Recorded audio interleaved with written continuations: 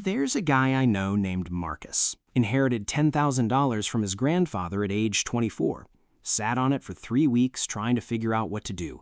Read 4 books on investing, watched maybe 60 hours of YouTube, got completely overwhelmed, so he did what most people do when they're overwhelmed: nothing. Opened a high-yield savings account, parked the $10,000, and told himself he'd figure it out next month. Next month became next year became 7 years. By the time Marcus was 31, that $10,000 had grown to $12,400. Meanwhile, the S&P 500 had returned roughly 95% over that same period. His inaction didn't just cost him returns, it cost him $9,500 in growth he'll never get back.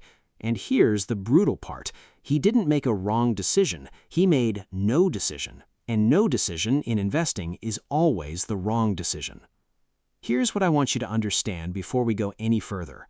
The path from $10,000 to $300,000 is not complicated. It does not require stock picking. It does not require timing the market. It does not require a finance degree or a Bloomberg terminal or a guy on Wall Street who owes you a favor. What it requires is understanding one mechanism, automating it, and then doing almost nothing for a long time. That last part is where most people fail, not because they lack discipline, because they don't understand why doing nothing is the strategy. Let me explain the mechanism using something you already understand. Think about a rental property. You buy a building, tenants move in, every month rent arrives in your account whether you're awake or asleep, whether you're at work or on vacation. The building is working for you around the clock. You did the work once up front, and now the asset generates income continuously.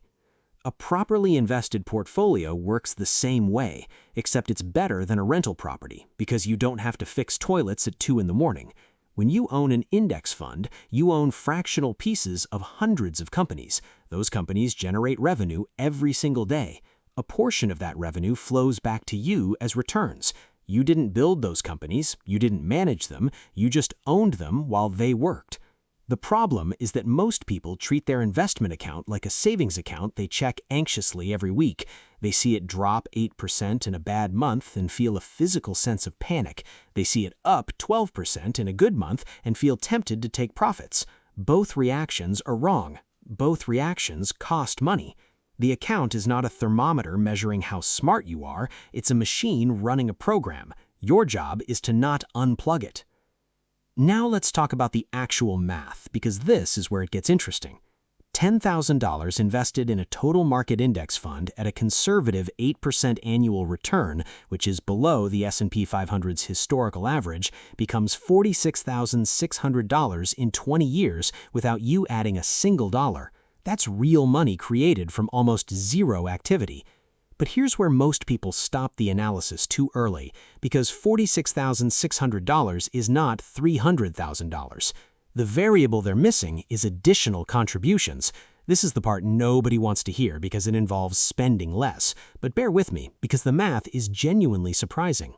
If you start with that same $10,000 and add just $400 per month, which is roughly $13 a day, a number most people spend on coffee and subscriptions without noticing, your 20-year total at 8% annual returns crosses over $290,000. Round to 25 years, and you're at $460,000. The $10,000 starting point is not the engine, it's the ignition. The monthly contributions are the fuel. Here's what's psychologically interesting about that $400 figure. Most people, when they hear $400 per month, immediately think about what they'd be giving up. 2 dinners out, a streaming service, or 4, a pair of shoes. The brain frames it as sacrifice, as loss. But here's the reframe the wealthy understand intuitively. That $400 is not leaving your life, it's changing addresses. It's moving from your checking account, where it buys you temporary satisfaction, into an account where it compounds into permanent wealth. The sacrifice is real for about 30 days. Then it's invisible. You never see the money, you never miss it. But 20 years from now, it shows up as $290,000. Back in the 1600s, Dutch merchants figured out something that changed the world. Instead of each merchant funding an entire trading voyage alone, which was enormously risky because one shipwreck meant total ruin, they pooled small amounts from many investors to fund a fleet. If one ship sank, the loss was spread across hundreds of investors. If the fleet returned successfully, everyone profited proportionally. They called it the Dutch East India Company. It was the world's first publicly traded stock. The average Dutch citizen could own a tiny piece of an empire-building operation for the cost of a few months' wages. An index fund is the same idea 4 centuries later. You're not betting on one company the way one merchant bet on one ship. You're buying fractional ownership in 500 companies simultaneously. Some will fail, some will explode in value. The aggregate historically goes up about 10% per year. You're not smart enough to pick the winners individually. Neither is anyone else, despite what they'll tell you. The index lets you own the whole ocean instead of one boat. So, here's the framework. 3 steps. That's it. Step 1. Open a brokerage account today. Not next week, today. The 2 most common failure points are choosing the perfect brokerage and choosing the perfect fund. Neither matters as much as starting. Vanguard, Fidelity, Schwab, pick one. They're all fine. Open the account before you finish reading this. The average person delays this step by 14 months. That delay at 8% returns cost you more than a month's salary in compounding. Step 2. Invest your initial $10,000 into a single total market or S&P 500 index fund. Not 3 funds, not a diversified portfolio of ETFs chosen by some algorithm. One fund. The research is unambiguous here. Over any 20-year rolling period in the last century, a simple S&P 500 index fund has outperformed over 90% of actively managed funds. The complexity sold by the financial industry is not in your interest, it's in theirs. Complexity generates fees. Fees are the silent killer of compounding. A 1% annual fee on a $290,000 portfolio costs you $2,900 per year. Over 20 years, it costs you somewhere between $40,000 and $60,000 in lost compounding. Stick to index funds with expense ratios below 0.1%. That's the entire strategy for fund selection. Step 3. Automate $400 per month and then do not touch the account for 20 years. Set up the automatic transfer the same day you open the account. Make it hit the day after your paycheck lands. If the money never sits in your checking account, you can't spend it. This is not willpower. Willpower is a finite resource and a terrible system. Automation is an infinite system. You configure it once and it runs while you sleep, while you work, while you're on vacation, while markets crash, while markets boom. The automation doesn't panic. You might. The automation doesn't care. That's why it works when you don't. Here's what Marcus eventually did, by the way.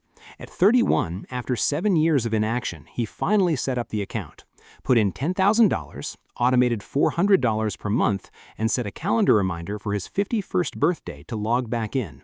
He's 38 now. His account is at $87,000. He's done nothing except not touch it. By 51, if the historical averages hold, he'll be looking at somewhere between $220,000 and $260,000 from a decision that took him about 45 minutes to execute. The 7 years he wasted cost him roughly $80,000 in compounding, but the 13 years he has left will more than compensate if he stays out of his own way. The system is not the problem. You are. Specifically, your instinct to do something when markets move. Marcus will drop 20% at some point in the next 20 years, maybe multiple times. When that happens, your account balance will look terrible. Every financial headline will tell you the world is ending. Your instinct will be to sell, to wait, to move to cash until things stabilize. Do not do this. The people who held through 2008, 2020, and every correction in between didn't just survive, they accelerated. They bought shares at a discount every month during the panic, and when markets recovered, those discounted shares appreciated dramatically. The crash was not a threat to their plan. It was the plan working in their favor. $10,000 plus $400 per month plus 20 years plus one boring index fund equals $290,000.